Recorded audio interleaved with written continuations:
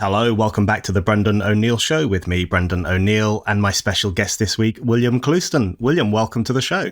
Thanks very much, Brendan. Good to be here. It's good to have you on. Always good to talk to you about politics, especially with this general election we have coming in the UK on the 4th of July. And I wanted to get your feeling about the election. Listeners will know that you are the leader of the Social Democratic Party, and I wanted to know what it's like to be at the coalface of an election like this one. So I'm observing the election slightly from a distance. I'm not involved in it. Some days I feel incredibly uninspired by it when I hear what the Tories are saying and what Labour are saying. And then other days I do feel a bit more stirred up, not least by some of the stuff that you guys are doing and also by the appearance of reform. So there are interesting things happening as well, kind of nipping at the heels of the duopoly of parties that control the country. So that's pretty good. But you in the Social Democratic Party, you guys in the SDP, you're standing 122 candidates. You've published your manifesto, which is called Homecoming, which is really good. I suggest everyone reads it. You've had your TV party political broadcast, so you're doing the whole election thing. And I wanted to get a sense from you of what is that like? And does it feel more fun, I guess, when you're in an election rather than looking at it from outside? Well, it is great fun. It's fantastic fun. And I suppose it's a bit like training in a proper match, isn't it? The worst thing was waiting for this blessed election to be announced. We actually, like everyone else, thought it was going to be in October, and it wasn't. So we did a pretty successful local government elections campaign up to May, and we contested the mayoral election and quadrupled the vote. So I was knackered, and I went to Orkney. I've got a house in Orkney, and I do that just to repair.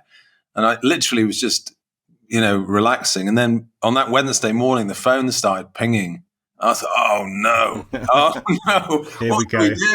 What do we do? And of course, then you go into sort of fight mode. We're a small party and mostly volunteers, but we must have done sort of 4 years' work in 4 weeks. It was just incredible. So yeah, from not a standing start because we had a lot of policy done, but yeah, to get a manifesto whipped into shape, to get the message right about this country being a home, not a shop or a charity, to organize that, get it designed, get it printed, get it out, do the manifesto launch, which the BBC was obliged to cover. It's the first time a manifesto launched by the SDP has been filmed since the 80s. And then to do the PEB. The PEB was great fun. We poked a bit of fun at the major parties, and we did that very quickly, a day and a half, and it was out and then lodged. So yeah, that plus getting 122 candidates across the line and nominated, I'm so proud of them, Brendan. We love elections, and it's 16 hours a day, but it's great fun. Yeah, I've been watching it all, and I've been thinking to myself, my God, William and his volunteers must be so incredibly busy with all this stuff. It is incredibly impressive. And I guess one way to start off the discussion about the political substance of this election would be just to ask you to say a bit more for listeners about the SDP. So the way I've seen you describe it, I think I saw you say this on the BBC, and I thought it was a very useful way to describe what your party is about. You said that you are to the right of the Conservatives on social issues and to the left of Labour on economic issues. And I thought that was a nice summary of where the SDP comes from. So just say a little bit about what that means, what voters can expect from your party if they were to plumb for you guys in the election. So we are a party of the Conservative left. And as I say, we're to the left of Labour on economics. Not difficult at all, that, Brendan, not difficult at all. And we are more socially conservative than the Tories. Again, not difficult. Very easy to be more socially conservative than the Tories. So that's the blend. It's a sort of classic red and blue blend, and it's where the hidden gap is. The experts know that the gap is there. About 55% of the British public are broadly where we are in that position. And I've said before, I should be the happiest party leader in the country. On the data, most British people agree with the SDP on most things. So if you say issues like, mass immigration, most people want it ended. The mass immigration has been used as a drug to plug the labour market because we don't do any labour market planning. So it's a drug, and like most drug users, the dose we need goes up and up and up. So most British people agree with us on that. And other things like the basics of social democracy, natural monopolies like water should be in public ownership. And so we have broad public support for this. Thames Water, I can't see the use of selling these assets to foreign entities who milk them, rinse them, sorry for the pun, rinse the public and ship the profits abroad. People are sick of this. So the basic social democracy is very, very popular. And I'm very confident about our program in the long term, because a general election is a great time for us to get this out. And so if you share the values and aspirations of most people, it's great. One thing that really struck me, there's a few things I want to ask you about what the SDP is proposing. And then I also want to ask you about the other parties as well, of course. But one thing that struck me in your manifesto was the focus on reindustrialising Britain. It does stand out, actually, because so much of the economic discussion in the election campaign so far has been narrowly focused on issues of tax, when people will pay tax, how much will be taxed, where it will go. It's like the vision is of one cake, and the question alone is, how do you slice that cake up? Who gets this bit of the cake? Who gets that bit of the cake? It's a very dispiriting understanding of economic life and the economic potential of this country. Whereas in your manifesto, you focused a lot on, as I say, reindustrializing the country, bringing it back to life in an industrial sense. So can you say a little bit more about why you think that's important and what that might entail? Well, it's massively important, Brendan. It is a little bit dispiriting for the public to have 2 parties, 3 parties. Their programs are so superficial and political discourse is so superficial, childlike almost. You've got Starmer, not unwilling to sort of address anything and won't tell us anything about his program. And so it really doesn't get off first base. The reason we talk about trade so much and industrialization is that its basics, the whole of your tax base, the whole of your ability to have a decent state to protect people and to build houses and to have public services rests on how well you trade, how well your private sector is. Does it function well? And so you've got these massive problems like the trade problem. We haven't run a surplus in goods in trade since 1982. We keep on running these colossal trade deficits, 80 billion, 90 billion a year. And, for my sins, I spend 2 days a week in London and hang around. Most parliamentarians don't understand anything about international trade economics. They literally, you say, what about the trade deficit? You get a blank stare. They don't understand this. And yet, in the 60s, Wilson and Heath would argue about the trade deficit all the time. It was on the news. But we don't talk about it. We've been sort of encouraged to think it doesn't matter. It really does matter. Imports can only be paid in 3 ways: by exporting something, or selling something you already have, or issuing debt. And we've been relying on those last 2 heavily, and it just is beggaring the country. So we talk about trade and industrialization a lot, because unless you can get industry back, you'll continue to beggar yourself. And I'm not being dramatic here. In the 2030s, we could have an Argentina situation here where the credit card just fails and people say, how the hell did we get here? And the reason is that our stupid politicians do not address the problem, are too cowardly to address the trade problem. We're down at 9% now, Brendan, manufacturing. And if you wanted to do it, you could get it back up to 15 in 5 or 10 years. In the preface of the Homecoming Manifesto, I talk about most of our political problems and economic problems have cultural causes. And the cultural cause is rot and indifference and lack of confidence and complacency. Unless you can deal with the cultural cause, you can't deal with anything else. In relation to the economic question, I mean, you're so right that in the past you would have had big political hitters talking about the trade deficit, talking about the economy in a lively way, not in this kind of piecemeal way that we tend to have today.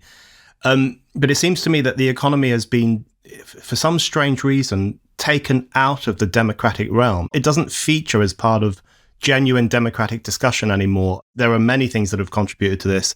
I think the independence of the Bank of England treated it almost as something that is separate from politics, separate from the sphere of life that we, the people, should have some control over.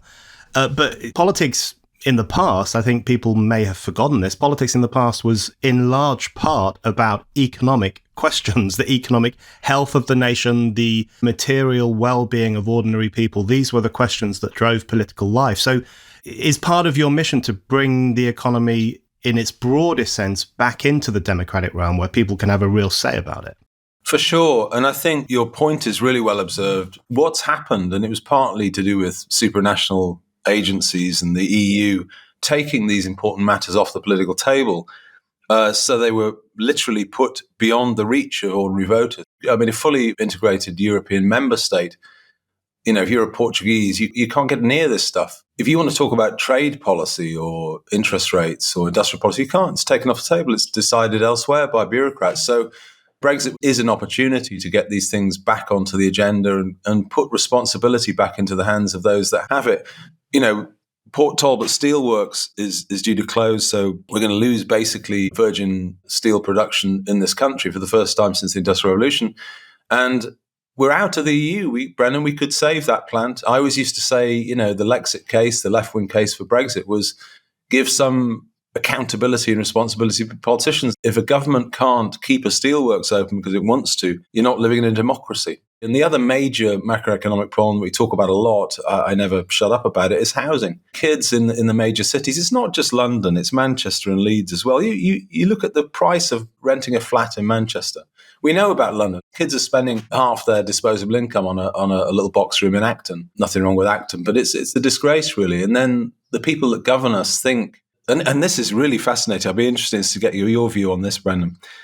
There's a taboo. There are certain things you cannot raise or cannot discuss. And the impact of mass immigration on housing is a taboo. You're not to talk about it. I'm fed up with listening to pieces on Radio 4. They can talk to someone about housing for a quarter of an hour and have a full segment on it. And the issue of immigration is never raised, as if introducing 1.3 million people gross and 750,000 people net.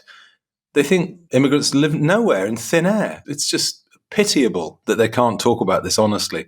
So, our job is to try and raise the game, try and raise the debate a bit and be serious. And I think there is an appetite for seriousness in politics. The public deserve it, actually.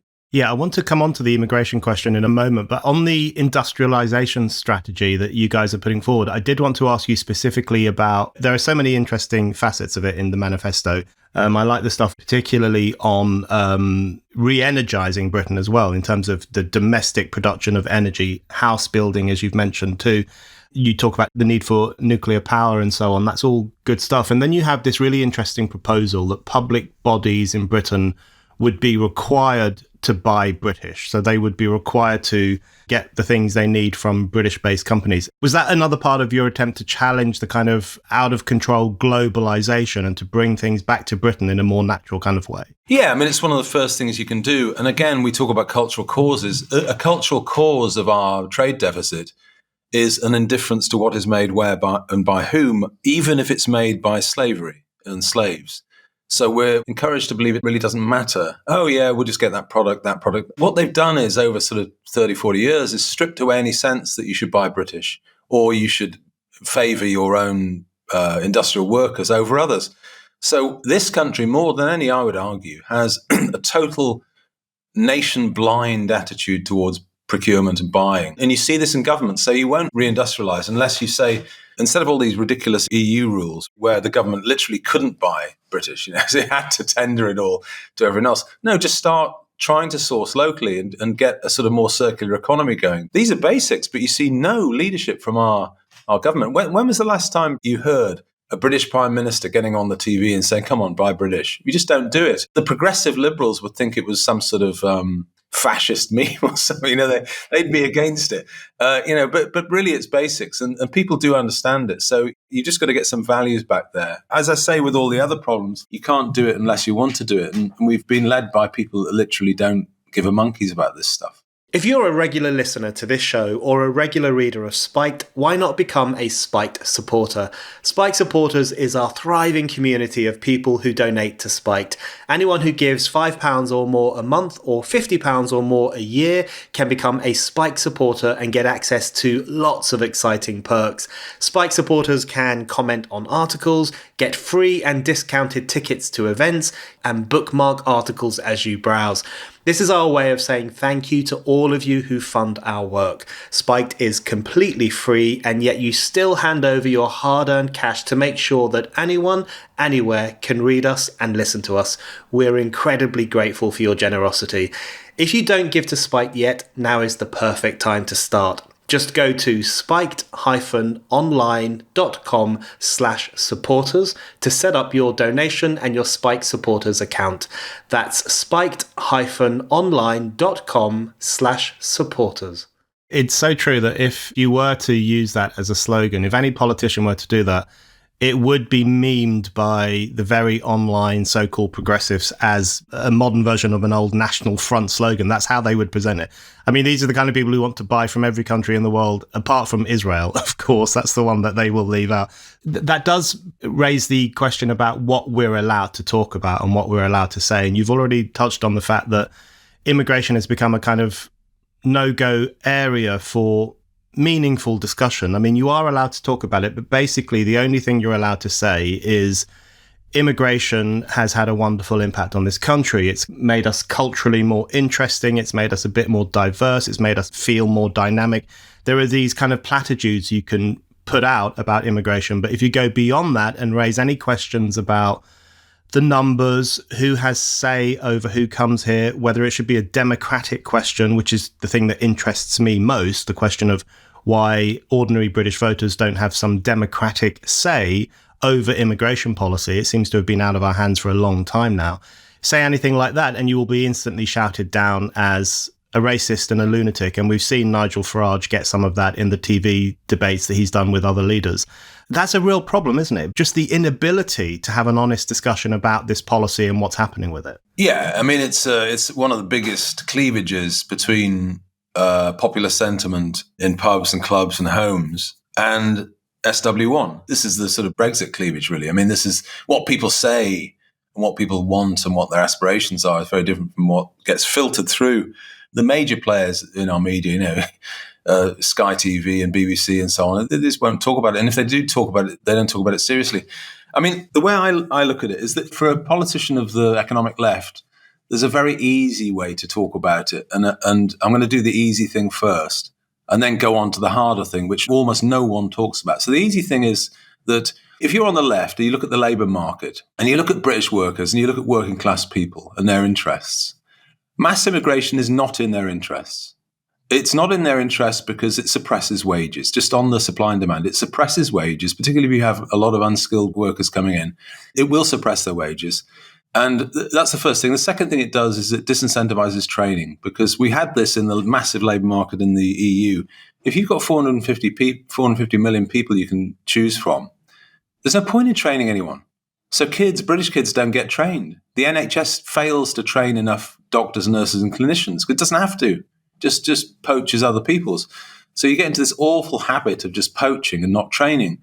That's the second thing. And the third thing is a little bit more technical. It discourages capital formation, because what manufacturers do and others do is that they use excess labour as a way of dealing with demand fluctuation. So instead of buying and investing in new machinery, they just hire a few more workers in the short term. And so, a large open labour market discourages capital formation. So those are the three economic things. And it's easy, Brendan, for me to talk about those because they're sort of slightly technical. The harder thing, the thing that almost no British politician will want to talk about, is the question of social solidarity, social cohesion, trust, and togetherness. And, you'd have to be just blind to think that we are a more cohesive society than we were 40, 50 years. We're not.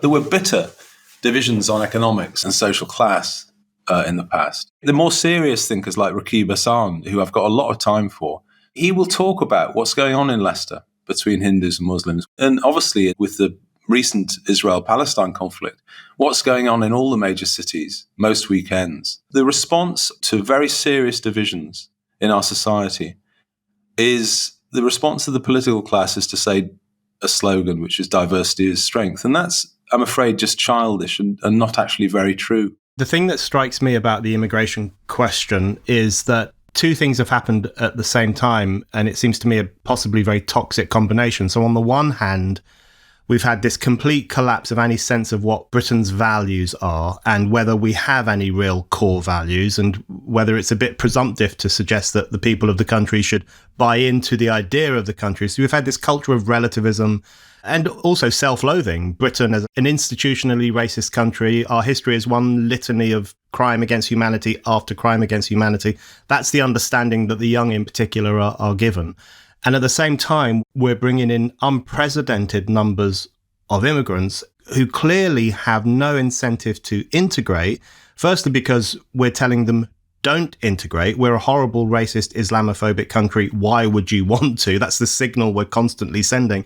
So you have this fraying of the social bonds and the idea of British values, or the idea of a core British culture, whatever that might be, the fraying of that. And in addition to that, you have the invitation put out to essentially the workers of Europe and elsewhere in the world to come here and work here and live here. So it does seem like a bit of a questionable thing to do, if we might put it like that. I sometimes tease my political opponents by sort of asking them what the policy is for social harmony, integration, and so on. And of course, there isn't one. The policy is sort of total neglect, or just don't talk about it. I mean, there isn't one. Full assimilation is a myth anyway. I mean, it doesn't actually happen on the data. And the really serious thinkers like Garrett Jones from George Mason University done all the work on this in the culture transplant, and it doesn't happen.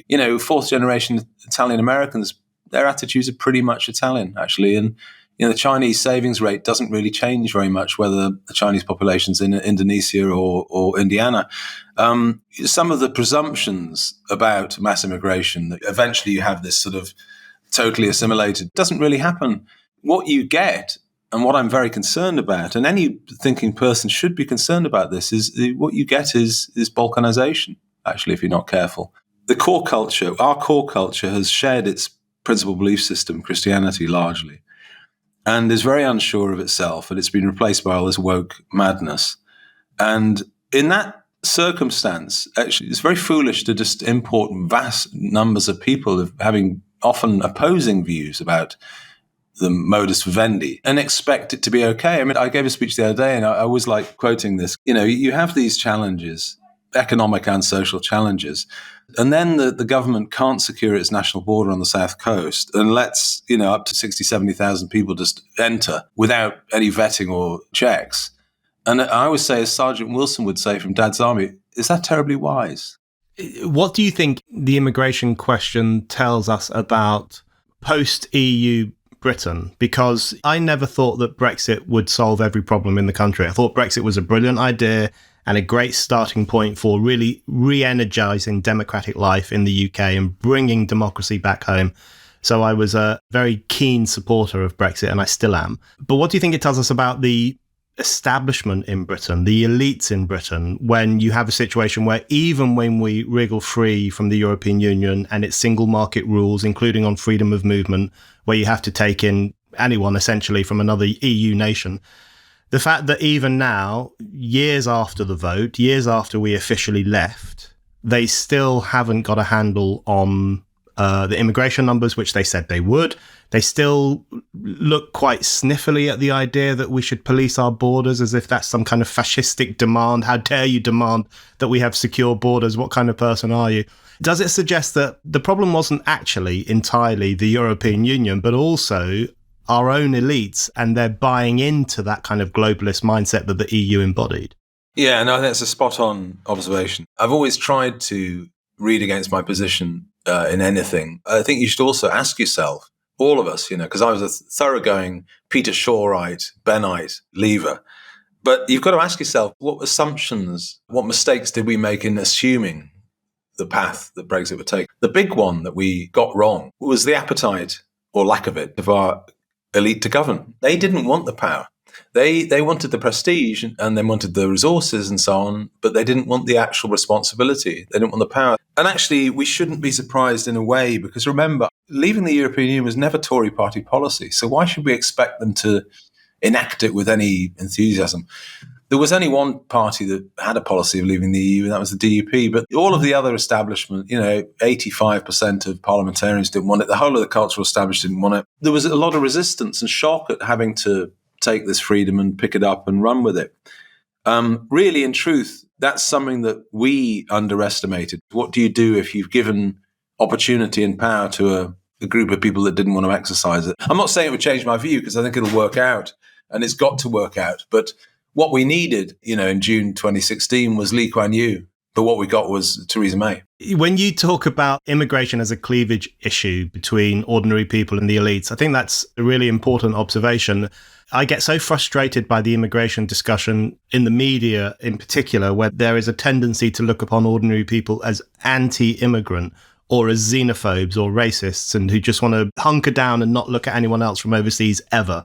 You remember what Gordon Brown said about the lady up north, calling her a bigoted woman because she raised questions. That attitude still exists. It makes perfect sense to me that immigration would become this cleavage issue, because it does feel like the issue through which ordinary people most keenly experience their sense of dislocation from political life and dislocation from a democratic life, because it's an issue over which they have no control, about which they're not allowed to speak publicly or else they run the risk of being damned as a racist. And it's an issue that actually does have an impact on their communities.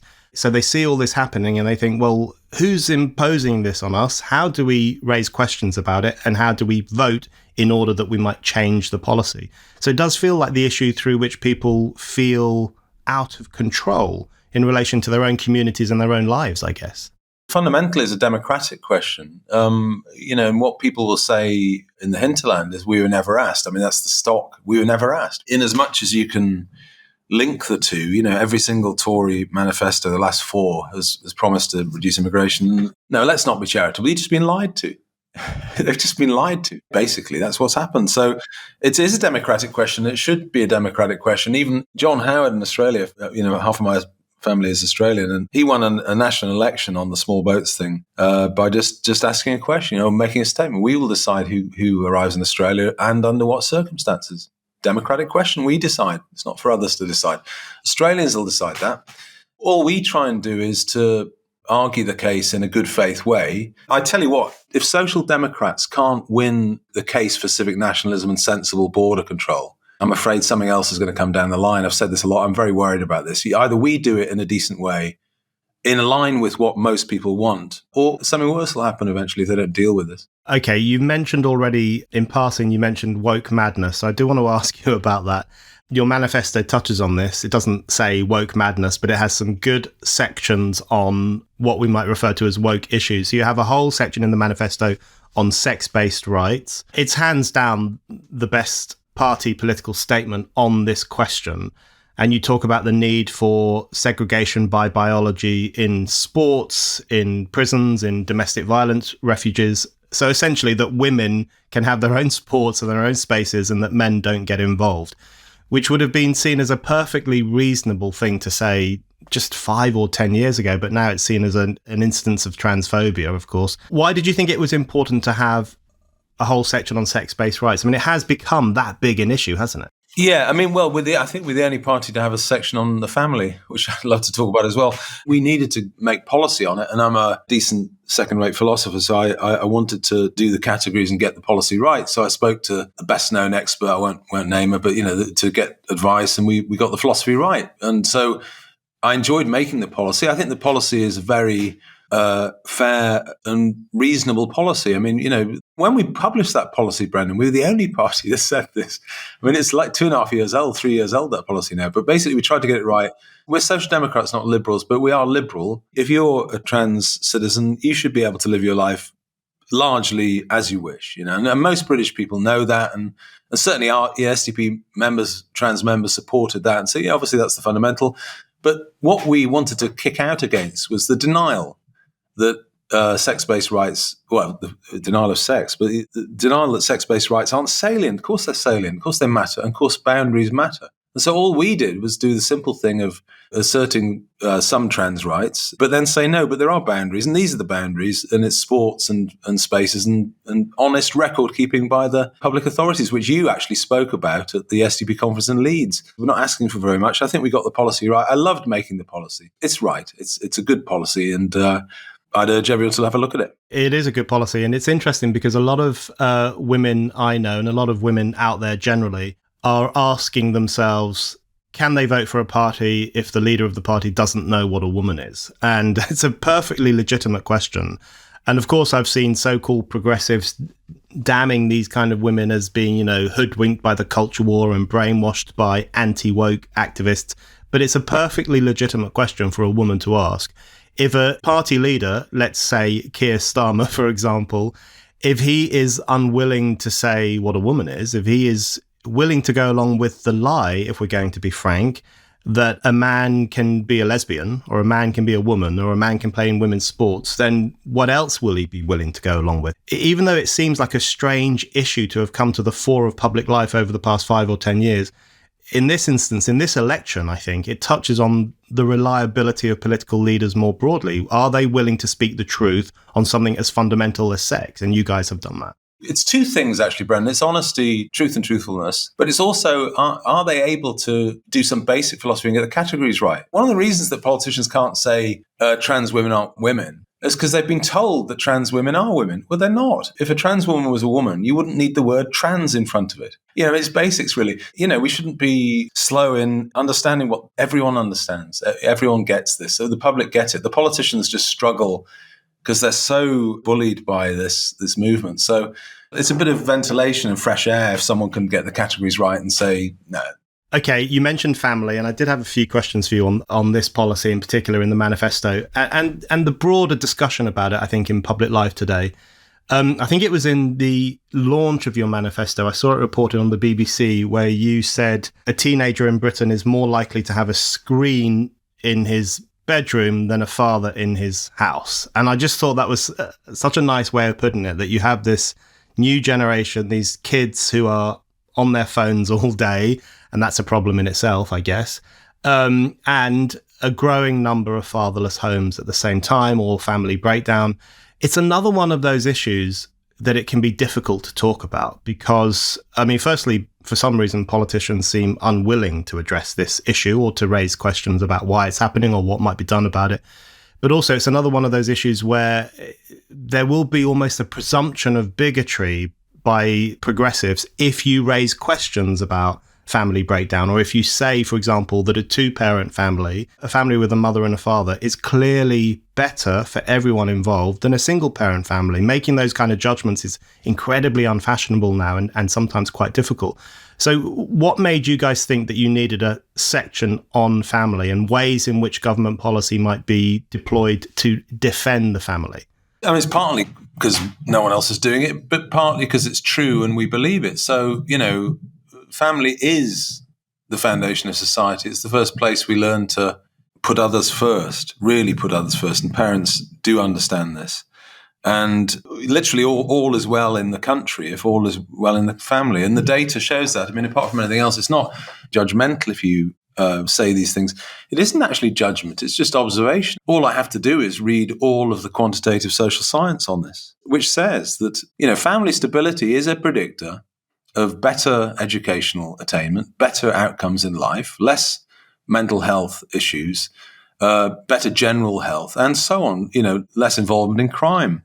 That's what the data says. So it's not me saying, I want to judge it. It's just me observing what is true.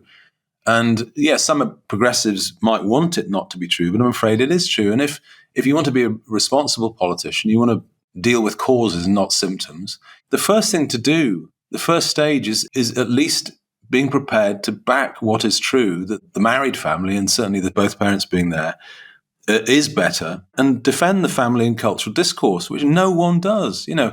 Any Tory who mentions the family at a general election is basically conning you, because they never mention it any other time. They won't defend it in public policy and so on. So they're just not serious. If you honestly care about things like knife crime and things like crime and disorder and so on, you've got to ask yourself about the family, because that's the foundation. And I just call for a bit of honesty, really. And then in public policy terms, if you think what we do, then you've got to roll your sleeves up and do it. So the housing policy, which the SDP has, which is easily the strongest one in the country, is basically trying to help people have a route into family life and have a stable, affordable housing. One of the reasons that couples split is that mum's knackered and dad's knackered trying to pay a massive mortgage, and you're putting pressure on families and they split. That's the reality. If you take the pressure off, you'll have fewer families disintegrating. The flagship policy is a full sharing of tax allowances between parents raising children, which would mean that a couple could earn just over 25 grand and not pay any tax. Nowadays, it might be a mum that works. So it might be dad that does the part-time job and looks after the kids, or, whatever. At least you give the family some support. What I object to is that we're governed by people that don't care about it. One of the things that strikes me about the discussion on family, to the extent that there is a discussion on family, is the unwillingness to recognise the importance of family life in what can often be quite a ruthless society, such as the society that we have under capitalism and neoliberalism. No one is going to paint a rosy picture of life in this kind of society. It can be very difficult. And even among progressives in recent decades, there was a recognition that the family was an emotional sanctuary from some of the ravages of the worlds of work and the external pressures of life in a modern neoliberal society. There was a recognition that the family was a safe haven from some of that stuff, the haven in a heartless world. We talked about this at your conference, the SDP conference in Leeds a few years ago. One of the things that strikes me is that the people who present themselves as progressive these days and the people who claim the mantle of being left-wing are often those who are throwing open almost every facet of our lives to global capitalism and to neoliberalism, or whatever word we're supposed to use to describe it. So our communities are now the playthings, essentially, of capitalist elites who will bring workers from over there and move people from over here and close down that factory because it's no longer useful for them and throw 300 people out of work. Who cares? Not only the community, but family life is being thrown open to these influences as well. And that kind of guardrail that people used to have against those worlds where they could go into their home and have their own lives is fast disappearing. It's essential, isn't it, to protect those areas of life, almost pre-political areas of life, in which people can form their relationships, their bonds, their personalities, their parenting styles. People need that sanctuary, don't they? They do, yeah. And it's a bit like, freedom of association being the master freedom, what we do in our clubs and our family life. And these are the foundations. And you're quite right. Capitalism isn't good at protecting them. It's very short term. And all the people that closed the factories in the Rust Belt in the United States were tourists in their own countries, really, truth be told. On migration, it's interesting because it must be one of the biggest triumphs of political propaganda in history to persuade progressives that mass immigration was a moral duty of some sort, because it just screws over workers. I mean, that's just what it does. Anyone on the left, on the economic left, can see it, but you're not to say that. We'll continue to fly the flag and say what's true. And, it's one of the biggest challenges in politics is to explain quickly what your political movement is. And one of them that we use, which is true, an old blue Labour thing, which is faith, flag and family. That's what the SDP is about. And that's why we called the Manifesto Homecoming, because Britain isn't a shop. It's not a charity. It's a home. It's where people are building their lives. And when you see it like that, you take a more custodial, protective attitude towards it, which is on the data and in reality what most voters want. That was going to be my next question, because the manifesto is called Homecoming. I think that probably has a dual meaning, because it does feel, on the one hand, that the SDP is coming home. And you've said that it's great to be back on that kind of public stage that you've had over the past few weeks. But also it's in reference to what you've just mentioned there, which is your idea that you put forward in the manifesto that Britain is our home. It is, as you say, it's not a shop and it's not a charity. And then you have this line in the manifesto where you say, as civilized people feel the need to belong somewhere. And I think that is a message that will connect with a lot of people, actually, because it does sometimes feel, I'm sure it feels for a lot of people, that they are almost visitors in their own nation. It's a kind of privilege to be here. The officialdom is granting you all these little rights that you might have, but you don't feel grounded and rooted in the way that people, I'm sure, must have felt in the past when it felt like a more coherent nation. Yeah, I think that's true. A lot of people feel sort of deracinated, and I think a lot of that is downstream of the way we structure things, and partly the residential university system does that. It plucks kids from their local area and then plonks them somewhere else, and they become what David Goodhart calls achieved identities and taken away from grandma and granddad and the community. That's part of it. But yeah, I mean, it's just we want to recognize that we sort of also owe a duty to the place we live, the community. You've got to put in. And it is against this sort of globalist idea. Terms like globalist are sort of trite in a way. But you know what I'm getting at? When we explain what we're on about, whose back we've got, whose side we're on, people sort of understand it. But Homecoming, yeah, I plumped for that title because it has so many resonances. It's not just looking at Britain as our home, not selling off Royal Mail or getting the Germans to run your trains. It's that, but it's also a plea for the politically homeless, because there are millions of people that are. And then, as you say, there's resonance with things like industrial reshoring and bringing industry back home. So there's so many things that link into it, really. And it's a very positive message. You're not doing anything for anyone if you're not offering some sort of solution. And we've thought very carefully about most of these things. And there is a solution, even if it's literally one step at a time. There is a solution, and it is largely involved in viewing this place as a home and not a factory or a shop. Before we wrap up, I want to ask you about the other parties and about our party system more broadly, which seems to me to be completely unsustainable in terms of the first past the post system. I'm just more convinced than ever that it is a disaster for political life. But I want to ask you about what you've made of the Tories and Labour so far. You don't have to throw muck at them if you don't want to, but please feel free if you do want to. But it feels like the Conservatives have just given up. Every time I see Rishi Sunak, I just think to myself, he cannot wait to get out of Downing Street. He cannot wait to get out of that place, go back to his rather nice life and get some well-paid job or whatever he plans to do. It just feels like he's biting at the bit to get out of power.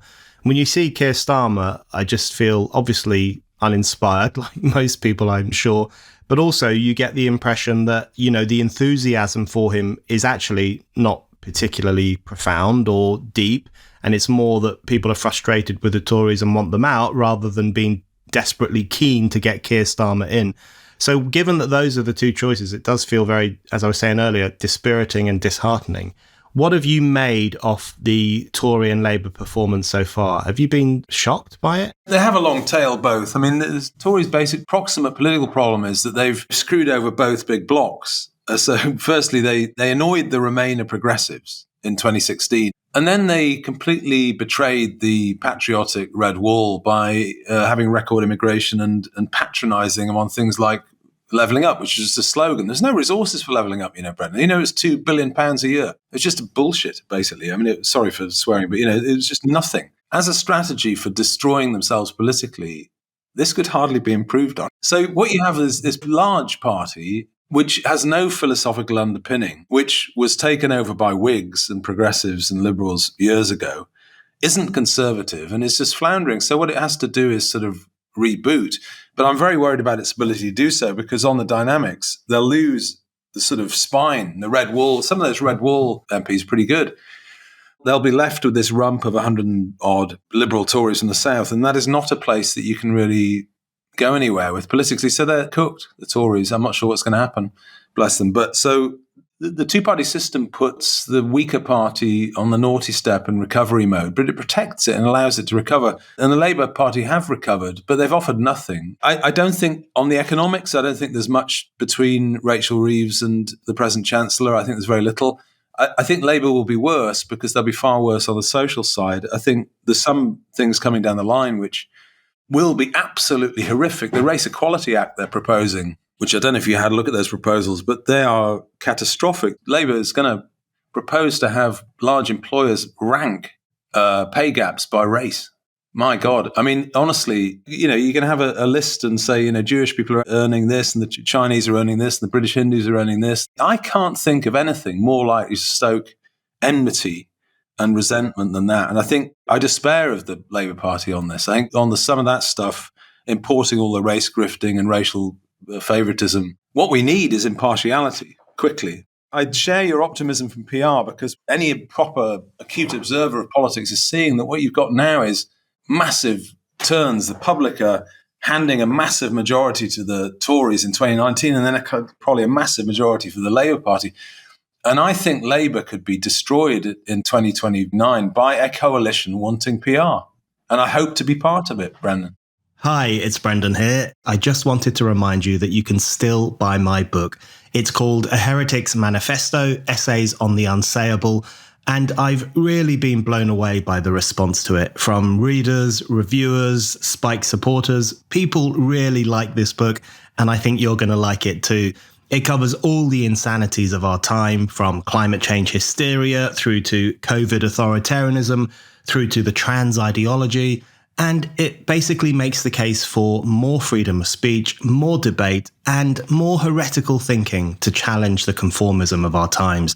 So what are you waiting for? Go to Amazon right now and order my book, A Heretic's Manifesto, Essays on the Unsayable. And now, on with the show. The PR thing, proportional representation, a few years ago, a decade or so ago, I used to think, oh God, that's such a Lib Dem idea. So I was instinctively wary of it, but it strikes me as something that is just essential now, not only because you have the kind of wild swings from 15 years of Tory rule and then 13 years of Labour rule, but also it just massively disincentivizes the founding of new parties. I mean, I'm saying this to someone your party is not a new party, you've been around for decades, but you guys are out there every day fighting for people's votes. And we have Reform now being spearheaded by Nigel Farage, who originally said he was going to duck out and go to America, but actually he's thrown himself into this election.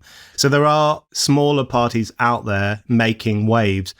But it does seem to me that if you have this duopoly, as you often refer to it, other people are just not going to have the incentive to set up a new party because it's virtually impossible to break through and it's virtually impossible to get a seat at the table or a seat in Parliament, rather. So we need electoral reform in order to let 1,000 flowers bloom, don't we? Just to bring in all those voices that are not in there at the moment. Yeah, I think that's right. Protection of the first past the post is crumbling for a couple of reasons. I mean, the old arguments, and actually, to be fair, Brendan, to declare my position, I'm an 80% supporter of PR. I mean, I can admire the simplicity first, allowing the public to decide who wants to be elected in 650 seats. And there is a sort of catharsis, and you can flush a government. But the trouble is you're flushing it with something similar to the previous one, really, in reality. But yeah, I mean, the old arguments were that it provides stability and good governance. Well, it frankly hasn't, has it? I mean, the other thing it does is it denies challengers the right to get rolling. UKIP got rolling because it had PR at European elections, and largely UKIP was bankrolled by the EU. It's ironic, isn't it? They brought about their own demise.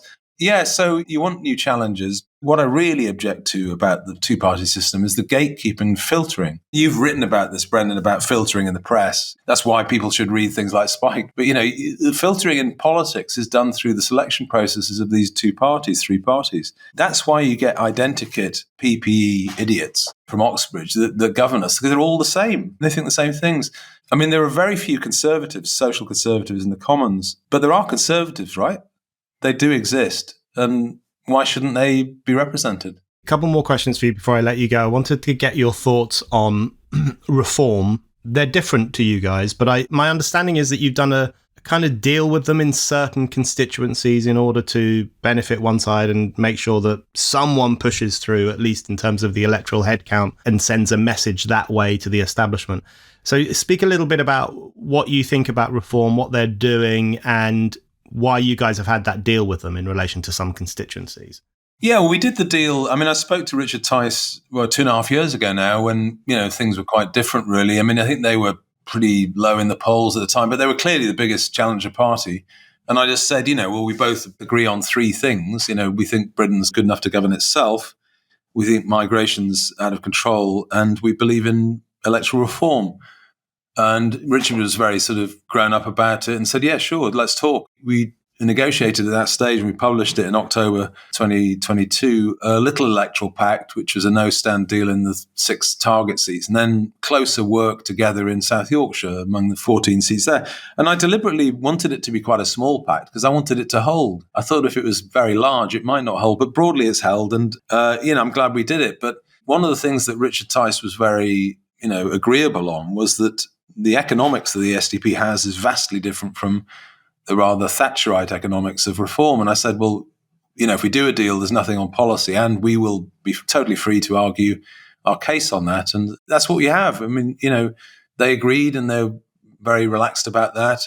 I suspected that Nigel Farage might come back into it, and that's happened. He did it later than I thought he would. But, it's a different offer. I mean, Reform's position is rather different to ours. I think and they'll row their own boat. And, actually in a week and a half, the electoral alliance is over, on a minute past 10 o'clock. We'll see where we go from there. But I think Reform's offer is not as broad as ours. Let's put it that way. I think if you look at the data, the number of people that want a smaller state, Thatcherized economics and lower taxes or whatever is about 10% of the public, actually. So zombie Thatcherism is not very popular. But I think Nigel Farage, in this election, it doesn't matter very much because largely his appeal is to throw a rock into a fairly stagnant pool, and it's been welcomed. He's talking about migration. He's bringing issues up which people think are important, and good luck to him. But as I say, the economics is completely different. We could never take it much further because if you look at about 20 of the 30 policy topics we have, economics is pretty much in there. Yeah, I think that's a good way to describe what Farage is doing, throwing a rock into a stagnant pool. And people are happy to see that happen. I mean, it's a testament to how dreadful politics has become that they are openly welcoming this rock throwing into the pool. I think it's a good thing. Okay, my last question for you, William, is about the fortunes of the SDP as you see them. I'm not asking you to make predictions. That's a fool's errand. But you're right when you say that the SDP, if people were to read your manifesto, I know loads of people who would just nod along with all of it. And there are, as you said earlier, there are so many people out there who fall into the SDP view of the economy and cultural questions and feel that they're not being represented by either Labour or the Tories who've gone off the rails either economically or culturally. And yet it is difficult for the SDP to break through. And you've had some great successes recently. Amy Gallagher, your mayoral candidate in London, got 35,000 votes. One of them was from me. I was very happy to cast that vote. But it is difficult to break through, partly for the reasons we've already talked about. We live under a duopoly, and also because the media is sometimes hostile to different voices, although I think you guys have had a pretty fair hearing this time and have made waves in the media too. So what do you think it will take for the kind of ideas you represent to really start breaking through the surface and coming into political life in a way that would make people feel that they're being represented? I'm a plodder.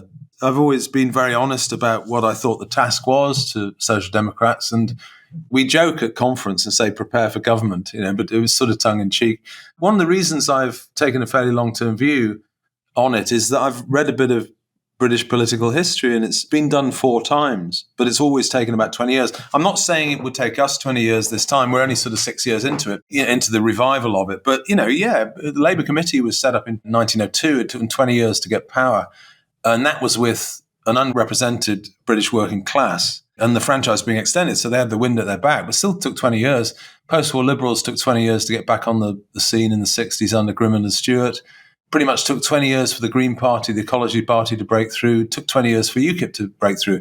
So I would always ask everyone involved, and I tell them this all the time, are we on course? And absolutely we're on course. In fact, we're probably ahead. We had 20 candidates the last general election in 2019. We've got 122. Next time we'll have 300 or 250, 300, something like that.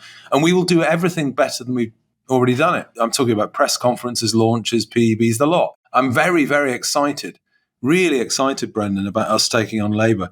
In the Midlands and the North, Labour members, particularly, old-fashioned faith flag family Labour traditionalists, love us. It's like shelling peas. And I tell you what, with Labour in power doing all this race grifting and all the other social stuff they do, the work stuff, they're just ripe for the taking. Bear in mind that we've taken 3 big city council seats of Labour in Leeds when Labour were the opposition, riding high in the polls. I am very excited about Manchester, Leeds, Coventry now for us, because it will be a lot easier for us and quicker. So I'm very optimistic. I think we keep on going and give people a chance to vote for something decent. William, thank you very much. Pleasure. As always, Brendan. Thanks. Take care.